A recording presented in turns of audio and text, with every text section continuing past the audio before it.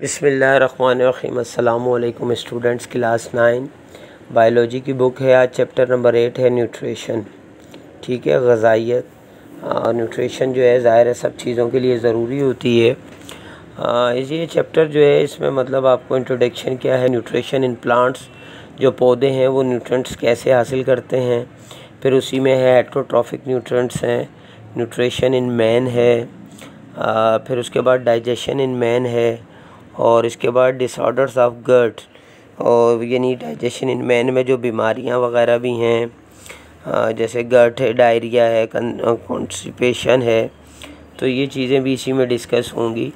यानी पहले ग़िज़ा है, न्यूट्रिएंट्स हैं पौधों के, जानदारों के, जानवरों के, इंसानों के, और उसके बाद जो है कुछ बीमारियां भी इस चैप्टर में डिस्कस हुई हैं। चैप्टर की जो है question fill in the blanks, choose the correct answer, वो मैंने अपलोड कर दिए हैं क्वेश्चन आंसर्स वगैरह।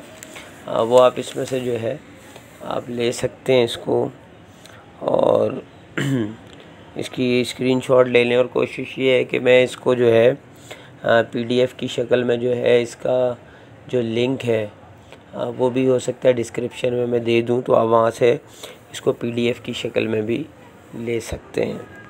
अच्छा, इसकी जो समरी है, समरी क्या है? Process by which organism obtain and use the nutrients require for maintaining life is called nutrition. भाई ये जो जानदारों का प्रोसेस है ग़िज़ा हासिल करने का, ग़िज़ा से न्यूट्रिएंट्स, ग़िज़ाइयत हासिल करने का, जिससे उनकी लाइफ मेंटेन रहती है, उसको हम न्यूट्रिशन कहते हैं। ठीक है, autotrophic nutrition and heterotrophic nutrition, दो किस्म के इसमें न्यूट्रिशन को डिस्कस किया गया है। जो ऑटोट्रॉफिक न्यूट्रिशन है वो पौधों में और कुछ बैक्टीरिया में स्पेशली फोटोसिंथेसिस के ज़रिए जो है ये हासिल होता है, जबकि हेटरोट्रॉफिक न्यूट्रिशन जो है वो जानवरों में और फंगी वगैरह में पाया जाता है, और जिससे वो न्यूट्रिएंट दूसरे सोर्सेज से हासिल करते हैं। यानी हेटरोट्रॉफिक जो होते हैं वो ज़्यादातर प्लांट यूज़ करते हैं अपनी ग़िज़ा के लिए, जिनको हर्बीवोर्स कहा जाता है। आपको पता है, छोटी क्लासेस में भी आपने पढ़ा है हर्बीवोर्स। और इसके अलावा अगर कोई जानवर जो है वो जानवर यूज़ करे, यानी जानवरों को खाता हो या उनसे रिलेटेड गोश्त वगैरह चीज़ें खाता हो, तो उसको कार्निवोर्स कहते हैं।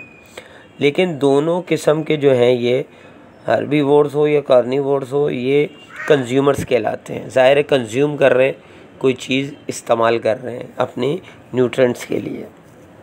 अच्छा, फिर जो लिविंग है इनका, मतलब जो मोड ऑफ लिविंग है, और इसी तरह जो ग़िज़ा लेने का उनका तरीका है, मोड ऑफ इनटेक फूड।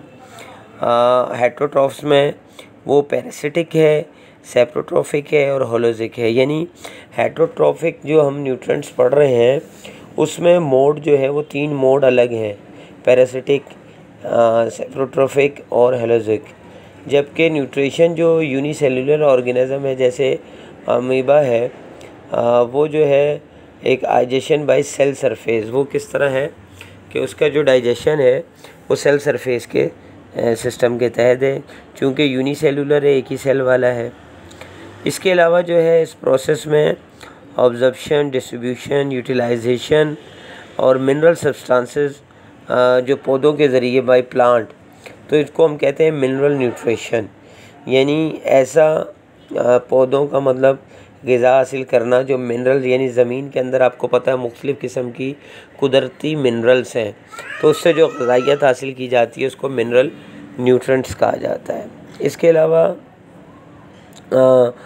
जो बड़ी तादाद, जो थोड़ी तादाद में न्यूट्रिएंट्स, मिनरल हासिल किए जाते हैं उसको हम मैक्रो, और जो ज़्यादा तादाद हासिल में किए जाते हैं उसको हम माइक्रो कहते हैं। ठीक है, और इसके अलावा जो है इसमें केमिकल सब्सटेंसेस भी बताए गए हैं जो बहुत कॉम्प्लेक्स होते हैं और बहुत वक्त लेते हैं ब्रेक डाउन होने में, तो उसको हम ऑर्गेनिक फर्टिलाइज़र कहते हैं। इसके अलावा जो है केमिकल फर्टिलाइज़र में जो है इन्वायरमेंटल हैज़र्ड्स वो बहुत रिलेट करते हैं, मतलब इनका आपस में बड़ा रिश्ता होता है। इसके अलावा 7 मेजर क्लासेस हैं न्यूट्रिएंट्स की: carbohydrates, protein, fats, mineral, fibres, vitamins and water, वो भी इस चैप्टर में हमने पढ़ा। इसके अलावा बैलेंस डाइट की बात हुई इसमें एज के लिहाज से, तो 6 एंड एक्टिविटी है, यानी ये जो है डाइट जो है वो ह्यूमन एक्टिविटी के तहत मुख्तलिफ़ किस्म की डाइट वो बताई जाती है। इसके अलावा प्रॉब्लम्स, इसी ग़िज़ाइयत से रिलेटेड जो है, जो न्यूट्रिशन कोई भी चीज़ हासिल करती है तो उसमें के साथ प्रॉब्लम्स भी होते हैं। ज़ाहिर है इंसानों की अगर बात की जाए तो ज़ाहिर है उनके अंदर एक उसको ग़िज़ा को एक तो खाने का तरीका है कि आपने न्यूट्रिशन ले लिए, लेकिन फिर उसको डाइजेशन भी है ना, तो उसमें फिर लीवर, स्टमक वगैरह, फिर उससे मिलती जुलती जो है डिजीज़ हैं, एनीमिया जिसमें हमने पढ़ा, गट्स पढ़ा, हार्ट डिजीज़ हैं, कॉन्स्टिपेशन है, ऑब्सिटी है, इस तरह की चीज़ें ना। तो ये भी जो है इसके चैप्टर के हम एंड तक जो है इसमें हमने ये भी पढ़ा कि क्या क्या लार्ज इंटेस्टाइन, स्मॉल इंटेस्टाइन, फिर लीवर फंक्शन। तो ये भी मतलब इस चैप्टर के अंदर पूरा जो है फर्स्ट क्या है कि ग़िज़ाइयत जो हम खाने से हासिल करते हैं, न्यूट्रिएंट्स कहते हैं, न्यूट्रिशन कहते हैं, उसके बारे में वो किस तरह हासिल होती है, पौधे कैसे हासिल करते हैं, बैक्टीरिया और इंसान किस तरह से हासिल करते हैं, फिर उसके बाद हासिल होने के बाद फिर मुख्तलिफ़ किस्म की डाइट्स हैं, फिर डाइट्स के बाद डाइजेशन है।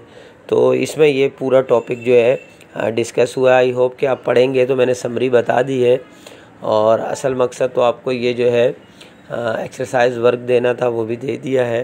तो आई होप कि आपको अच्छी तरह समझ आया होगा। अगर कोई चीज़ समझ में ना आई हो तो आप मुझे कमेंट्स में मुझसे पूछ सकते हैं, तो मैं आपको इसका जवाब दे दूँगा। इंशाल्लाह नेक्स्ट वीडियो में मिलते हैं। जब तक के लिए इजाज़त दीजिए। अल्लाह हाफ़िज़।